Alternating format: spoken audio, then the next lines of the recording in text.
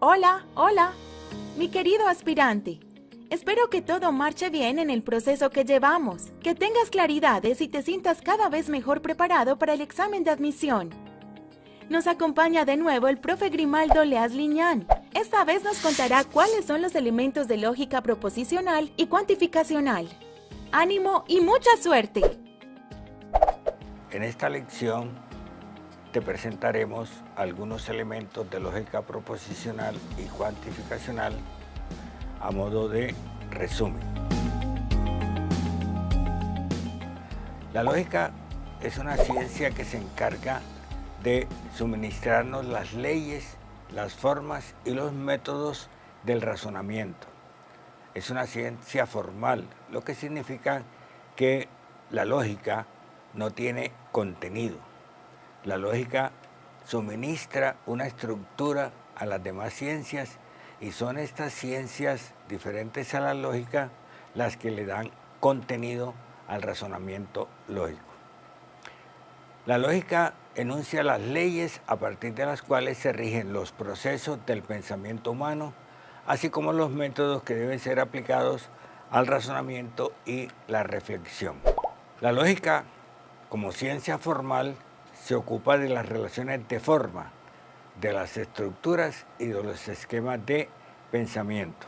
Relacionado con la lógica está el pensamiento lógico-matemático, que consiste en la habilidad que debe tener el ser humano para utilizar de forma adecuada el razonamiento, cualquiera que sea la rama de la ciencia o del conocimiento en el que desarrolle su trabajo.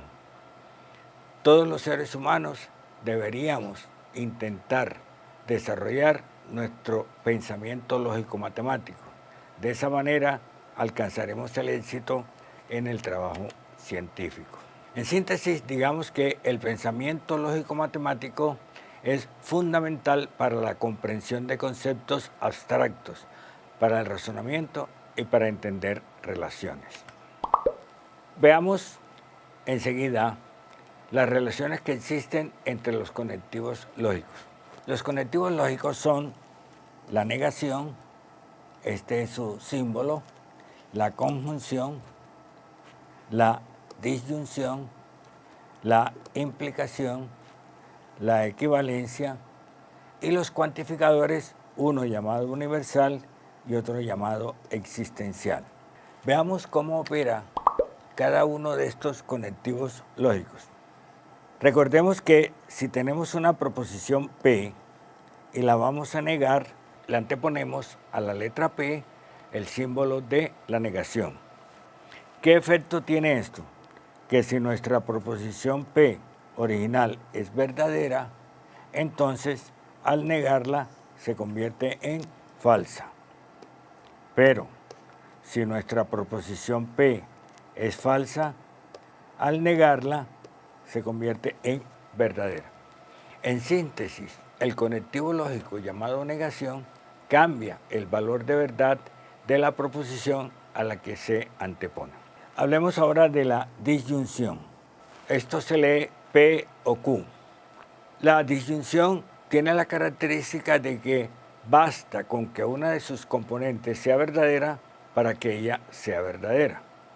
Dicho de otro modo, la disyunción solo es falsa cuando ambas componentes son falsas.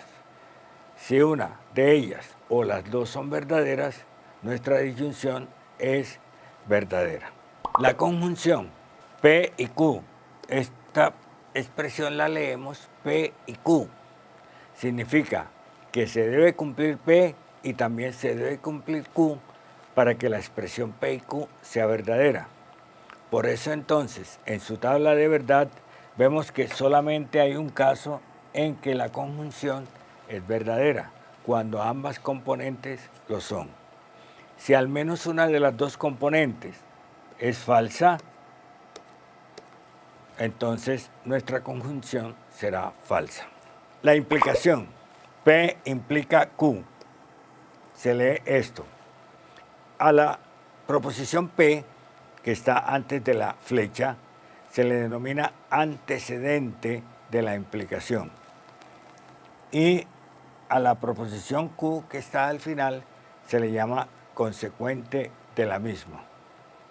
Esto significa que para que la implicación sea verdadera, es necesario que si P es verdadera, Q también sea verdadera. De otro modo, solamente tendremos un caso en que esta implicación es falsa, cuando el antecedente es verdadero y el consecuente es falso. Miremos su tabla de verdad. Solamente hay un caso en que es falsa la implicación, cuando el antecedente es verdadero y el consecuente es falso. Este conocimiento acerca de la tabla de verdad de la implicación lo veremos aplicado en algunos de los problemas que resolveremos más adelante. La implicación P implica Q tiene relacionadas dos proposiciones.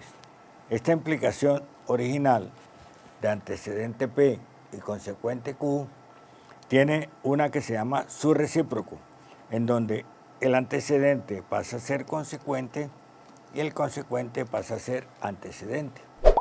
Q implica P es el recíproco de P implica Q. Y otra implicación que tiene que ver con la original es la que se llama su contrarrecíproco, en donde el antecedente es la negación del consecuente original y el consecuente es la negación del antecedente original. En cuanto a la relación de valores de verdad entre la implicación, su recíproco y su contrarrecíproco, es preciso tener claro lo siguiente.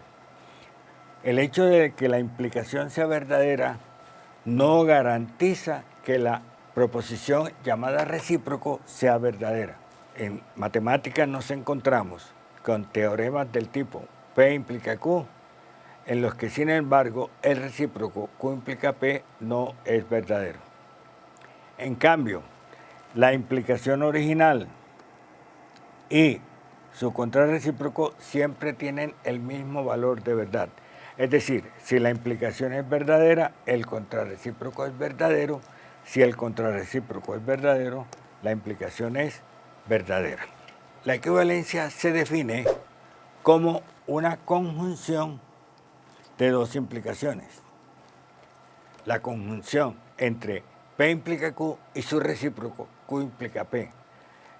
Esto significa que para que haya equivalencia, se requiere que sea verdadera la implicación P implica Q y sea verdadera la implicación Q implica P, porque es una conjunción de dos implicaciones. Si se construye la tabla de verdad, observamos lo siguiente, que la equivalencia solamente es verdadera en dos casos, cuando P y Q, sus dos componentes, tienen el mismo valor de verdad. Es decir, la equivalencia es verdadera cuando ambas componentes son verdaderas o ambas componentes son falsas. Si las componentes de la equivalencia tienen valores de verdad contrarios, en esos casos la equivalencia toma el valor de verdad falso. Abordemos el tema de la negación de expresiones lógicas. Observaremos que al negar una expresión lógica se encuentran relaciones entre diversos conectivos. Para negar una disyunción se produce una conjunción con la negación de cada una de las componentes de la disyunción. Es decir, la negación de P o Q es la conjunción entre la negación de P y la negación de Q. Algo similar ocurre al negar una conjunción. Para negar una conjunción de dos proposiciones P y Q, se escribe la disyunción entre las negaciones de las dos componentes. Es decir, la negación de P y Q equivale a la disyunción entre la negación de P y la negación de Q. ¿Cómo se niega una implicación? La implicación se niega cambiando la implicación por una conjunción que tiene como primera componente el antecedente de la implicación y como segunda componente la negación del consecuente. Dicho de otra manera, la negación de P implica Q es la conjunción entre P y la negación de Q. ¿Y cómo se niega una equivalencia? Recordemos que la equivalencia es una conjunción entre dos implicaciones. Por lo tanto, su negación es la disyunción entre las negaciones de las dos implicaciones.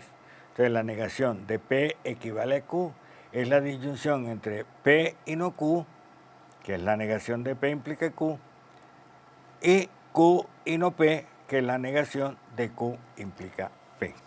Respondamos a la pregunta, ¿qué relaciones existen entre expresiones cuantificadas? Recordemos que la expresión para todo XP significa cualquier objeto X satisface la condición expresada en la proposición P. Esta expresión para todo XP es equivalente a la expresión no es cierto que exista un X que no satisfaga P. Por ejemplo, el cuadrado de cualquier número real es mayor o igual que 0. Eso se escribe con una proposición del tipo para todo XP. La expresión equivalente en términos de la existencia es que no existe ningún real cuyo cuadrado sea negativo. Entonces, para todo XP significa exactamente lo mismo que no existe un objeto que no satisfaga la proposición P. ¿Y qué es? Existe un X tal que P, que hay por lo menos un objeto que satisface P. Es equivalente a decir, no es cierto que cualquier objeto deje de satisfacer lo enunciado en P.